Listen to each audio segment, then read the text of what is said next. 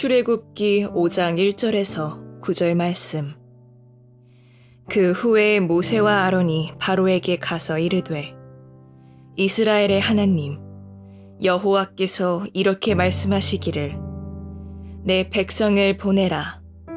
그러면 그들이 광야에서 내 앞에 절기를 지킬 것이니라 하셨나이다. 바로가 이르되, 여호와가 누구이기에 내가 그의 목소리를 듣고 이스라엘을 보내겠느냐? 나는 여호와를 알지 못하니 이스라엘을 보내지 아니하리라.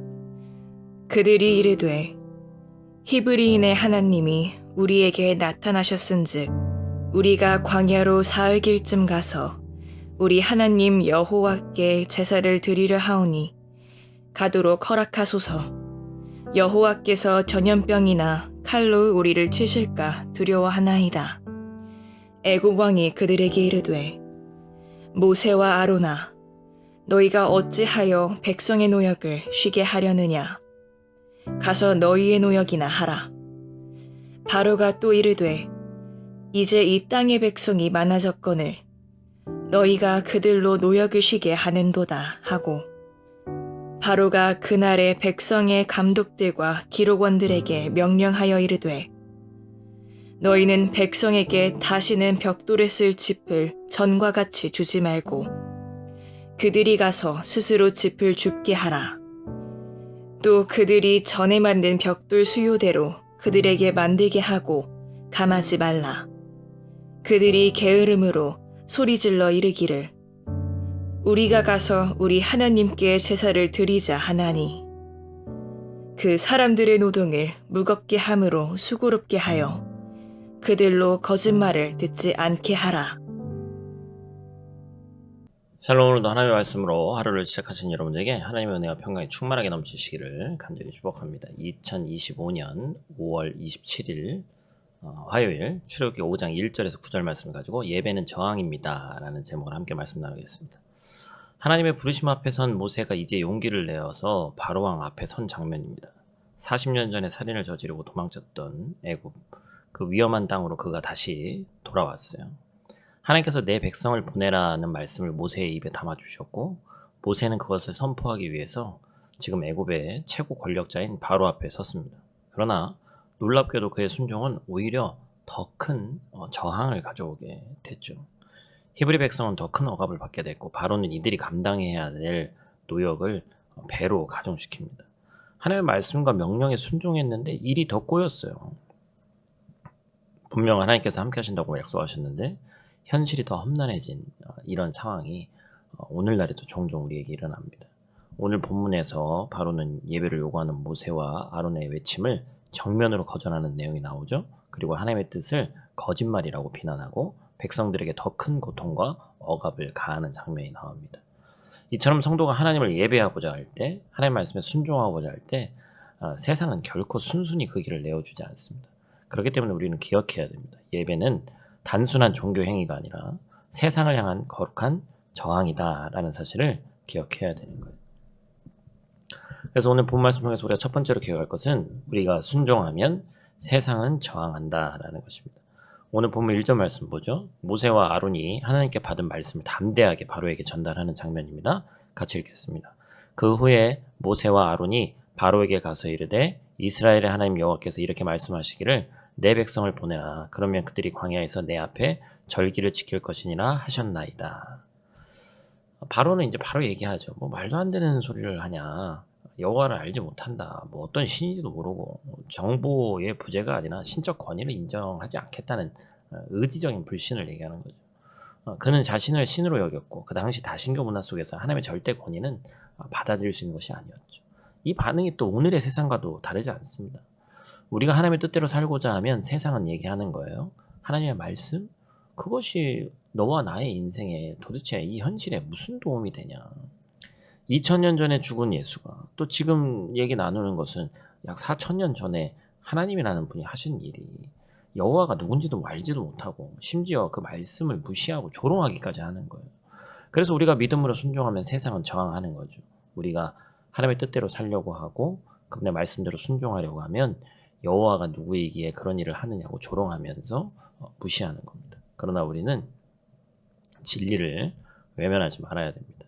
믿음의 삶에는 영적인 충돌이 따르고 우리의 순종은 세상의 저항을 불러오는 일이라는 사실을 기억해야 됩니다. 그렇기 때문에 우리는 위축돼서는 안 되죠. 우리의 순종에 대한 세상의 반응을 보고 놀라지 말아야 한다는 것입니다. 사랑하는 성도 여러분, 지금 여러분이 하나님의 뜻에 순종하려고 할 때 삶의 저항과 충돌이 일어나고 있다면 놀라지 마시길 바라요. 그것은 하나님의 부재가 아니라 오히려 하나님의 임재에 대한 세상의 반응이다. 당황하지 말고 놀라지 말고 세상의 저항과 충돌이 있더라도 여러분이 그 순종을 지속할 수 있기를 간절히 축복합니다. 두 번째로 기억해야 될 것은 세상은 저항하지만 하나님은 우리를 예배의 자리로 부르신다는 것입니다. 3절 말씀 우리 또 한번 같이 읽어보죠. 그들이 이르되 히브리인의 하나님이 우리에게 나타나셨은즉 우리가 광야로 사흘 길쯤 가서 우리 여호와 하나님께 제사를 드리려 하오니 가도록 허락하소서. 여기서 우리가 주목할 것은 하나님이 우리에게 나타나셨다. 이 말씀은 예배가 단지 백성들의 소망이 아니라 하나님 주도적인 어떤 부르심이다라는 걸 보여주는 것이죠. 하나님이 먼저 임재하셨고 그 결과로 예배의 요청이 시작된 거예요. 다시 말해서 예배는 우리의 선택이기 이전에 하나님의 부르심에 대한 응답이다라는 것입니다. 여러분, 세상은 그 예배를 거부하죠. 바로는 말합니다. 백성이 많아졌거든. 너희가 그냥 그들로 쉬게 하려는도다. 이거죠. 뭐 예배고 뭐가 다 필요 없고 그냥 니들이 여유가 있구나. 그러면서 이제 바로는 이들의 노역을 더 무겁게 만드는 거예요. 그래서 하나님의 부르심을 들을 수 있는 틈조차 그게 여유가 있으니까 틈이 있다. 그래서 이런 딴 생각을 하는구나. 이렇게 하는 거죠. 오늘 우리 시대도 마찬가지죠. 하나님은 여전히 우리를 예배의 자리로 부르고 계시지만 세상은 그 음성을 듣지 못하도록 끊임없이 더 많은 일들과 문제들을 우리 삶에 던져놓는 거예요. 예배는 부르심인데 세상은 그것을 방해합니다.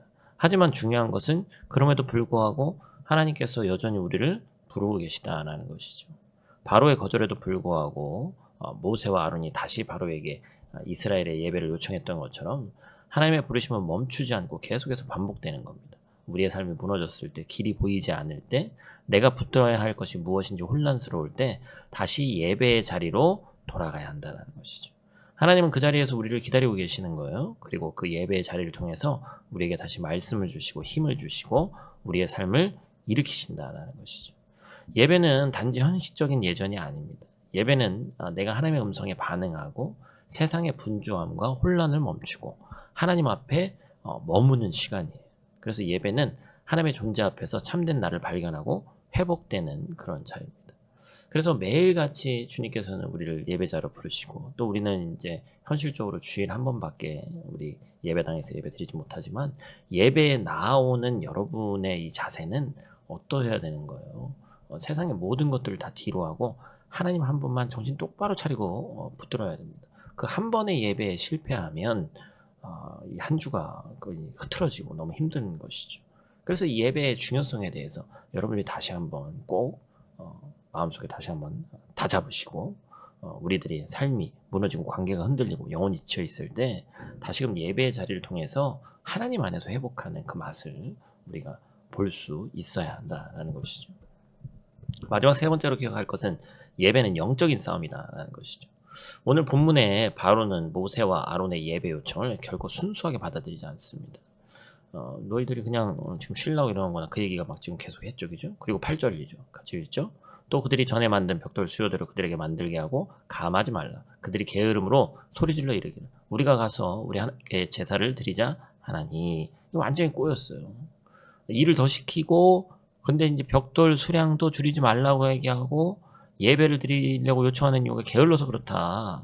그죠? 그래서 이제 더 이제 9절 말씀에 보니까 노동을 무겁게 해서 아예 거짓말 자체를 듣지 못하게 해라. 바로와 세상은 예배를 비생산적인 일이라고 당연히 얘기하죠. 게으른 자들의 도피처라고 조롱합니다. 그리고 세상은 예배를 향한 하나님의 이 명령과 말씀을 거짓말이라고 규정합니다. 다른 말로 세상은 예배를 하나님을 만나는 자리가 아니라 시대착오적인 행동이고 종교적인 세뇌에 불과하다고 비난하는 거예요. 그러나 성경은 그렇게 말하지 않습니다. 예배는 우리의 존재를 회복하는 자리고 하나님의 통치를 받아들이는 자리입니다. 예배는 우리의 믿음의 고백이고 하나님의 통치를 이 땅에 가져오는 영적 통로인 줄로 믿습니다. 그러므로 예배는 치열한 영적인 전쟁을 치르는 일이에요. 그래서 주일날 예를 들면 예배 드리는데 옛날에 뭐 요즘은 그런 얘기 안 합니다만 일견 완전히 틀린 얘기도 아닙니다. 예배 자리만 오면 피곤하고 예배 자리만 오면 또 눈이 감기고 그런 분들이 있어요. 이 영적인 싸움입니다. 여러분 깨어 있어야 된다는 거죠. 그죠? 오늘 우리가 하나님을 예배하는 일은 세상의 조롱과 속임수를 넘어서 거룩한 전쟁을 싸우는 일인 줄 믿습니다. 사랑하는 성도 여러분, 오늘날 우리가 드리는 예배가 세상의 질서에 대항해서 하나님만이 참된 주인이십니다라고 고백하는 거룩한 반란인 줄 믿습니다. 예배는 세상과 충돌함으로 하나님께 속하는 일이에요. 저와 여러분이 세상의 조롱과 거짓말 앞에 진리와 성령으로 예배함으로 맞서 싸울 수 있기를 축복합니다. 오늘 하루도 참된 예배자로 거룩한 싸움에서 승리하시기를 축복합니다. 우리 다 같이 있는 자리에서 함께 기도하고 마치도록 하겠습니다.